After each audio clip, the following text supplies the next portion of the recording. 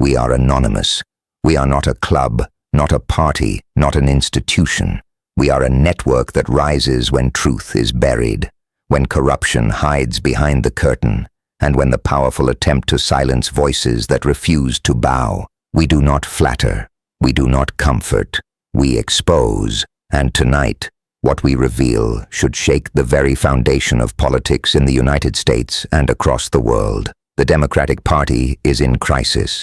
The establishment is collapsing under the weight of its own hypocrisy. And the proof comes not from a leaked memo, not from some secret insider whistleblower, but from the streets flooded by millions who gathered to mourn, to honor, and to stand in defiance. Tonight we speak of London, of the global tidal wave of resistance, of the name that now echoes louder than any politician could ever imagine, Charlie Kirk. The streets of London are flooded, not with the usual bustle of commerce or the passing of tourists, but with grief, outrage, and resolve. Police estimates gave a cautious number, 110,000, but reports from journalists, live streamers, independent media outlets, and international observers show something far greater. Over 1 million people filled the streets. Some estimates rose as high as 3 million. Shoulder to shoulder, chanting, singing, carrying posters with Charlie Kirk's face demanding to be heard. It was not a trickle of sympathizers. It was a sea of humanity. Predictably, the mainstream media, especially in the United States, rushed to delegitimize it. NBC News reduced the event to a far-right anti-immigration rally. Other corporate outlets painted it as nationalism gone mad. But the footage from social media told a different story.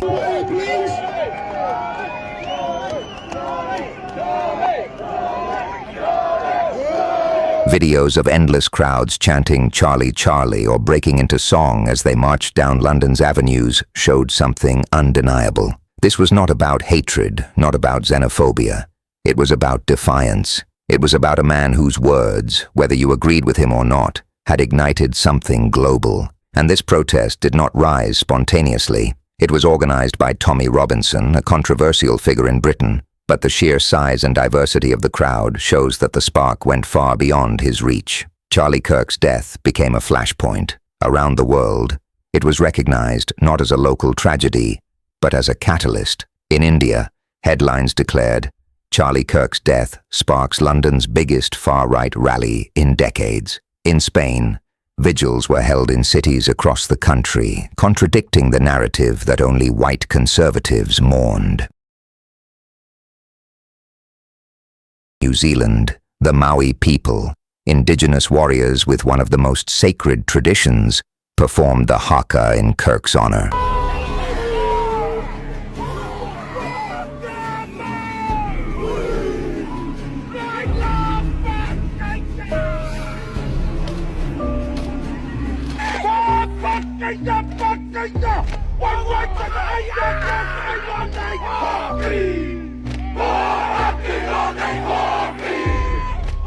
That was not a gesture of hate. That was respect. That was global. This is where the Democratic Party begins to tremble. For years, they claimed the moral high ground on issues of race and inclusion. They smeared Republicans and conservatives as racists, xenophobes, oppressors. Yet in Spain, crowds of mixed heritage prayed together. In Korea, a chant of "We are Charlie Kirk" rang out.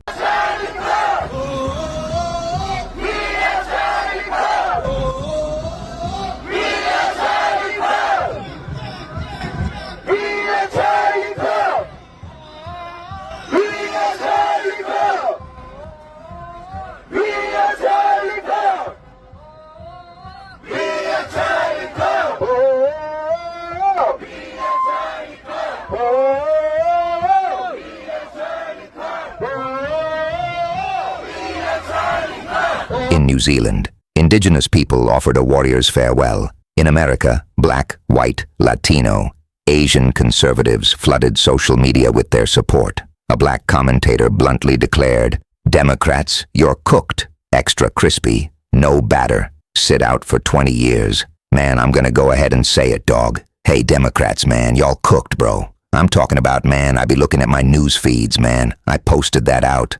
Black and white conservatives coming together, man. Man, I had Asians coming in that thing, Latinos coming in that thing. I even think I seen like a Armenian American or Blur. Listen, man, cooked. Y'all cooked. Extra crispy. No batter. Y'all might want to just start all the way over, like just go ahead and sit out for these little 20 years. Let the people get back, back where they want to be and forget that y'all snakes. And then y'all try to sneak back in. But as of right now, the Latino community, Asian community, Black community, white community, Romanian community, dog, I had Filipino Americans in my inbox telling me they with it too. It's over. He wasn't joking. He was describing a shift. For decades, the left relied on minority votes as their monopoly. Now those same communities are questioning that loyalty. They are turning. They are rejecting the lies. Charlie Kirk's murder was meant to silence him. Instead, it amplified his message. At concerts like one by artist Gavin Adcock, crowds broke into spontaneous chants of his name. Applause. Jesus loves every single one of you in this place. In churches, the hymn God Be With You Till We Meet Again echoed during vigils on the streets of London. Chants of Christ is King reverberated into the night. In South Korea, a chants of unity declared, "We are Charlie Kirk." What was supposed to be an end became a beginning. What was supposed to be one voice silenced became countless voices rising. Even governments were forced to react. At the U.S. House of Representatives, a moment of silence was requested. Democrats booed, shouted no, and disrupted it. Lauren Boebert attempted to lead a prayer.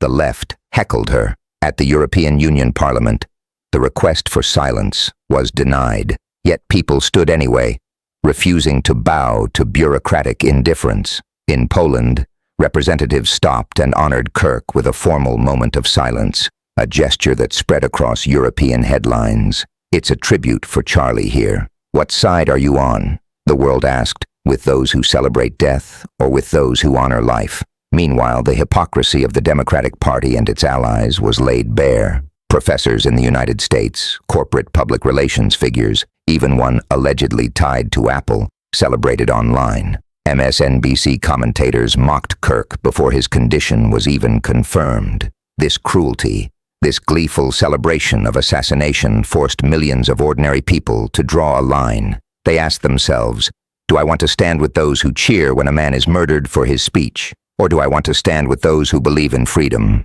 even if I don't agree with every word he said? The cracks in the Democratic Party's armor widened. Their so-called champions of diversity watched in horror as minority communities in America defied them. Latino influencers, Black podcasters, Asian American activists, Filipino Americans, all declaring, "We are with you." Videos of this unity went viral, gathering millions of views. The left panicked online. Their talking points collapsed under the weight of reality.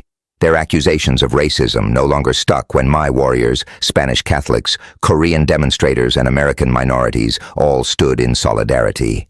The Democratic Party, already fractured by internal conflicts, found itself exposed. President Trump, whose legacy is corruption, deceit, and betrayal of working Americans, offered no leadership in this moment. He fumbled, he lied, and he spun. But people were no longer looking to him. They were not even looking to the Republican establishment. They were looking at themselves. And this terrified the left.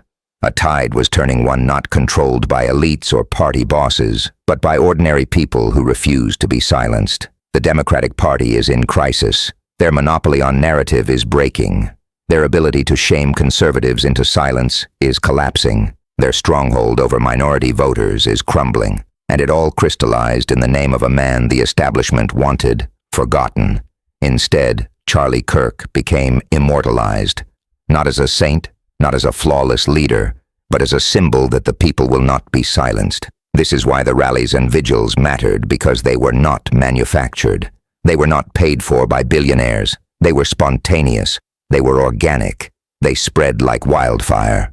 From London to Seoul, from Madrid to Auckland, from New York to Warsaw, the message was the same. Freedom is under attack, and silence is not an option.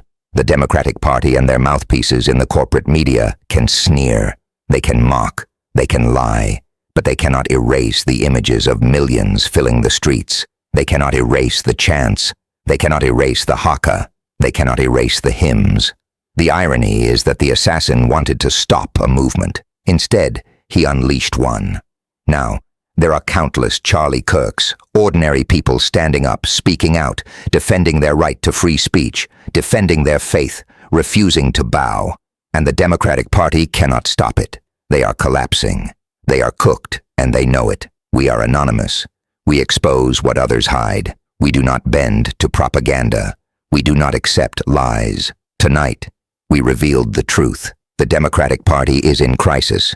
Its foundation cracking, its monopoly gone. Millions across the world have risen not because of a party, not because of a politician, but because of an idea that freedom of speech, faith, and identity cannot be silenced by bullets or by propaganda. And,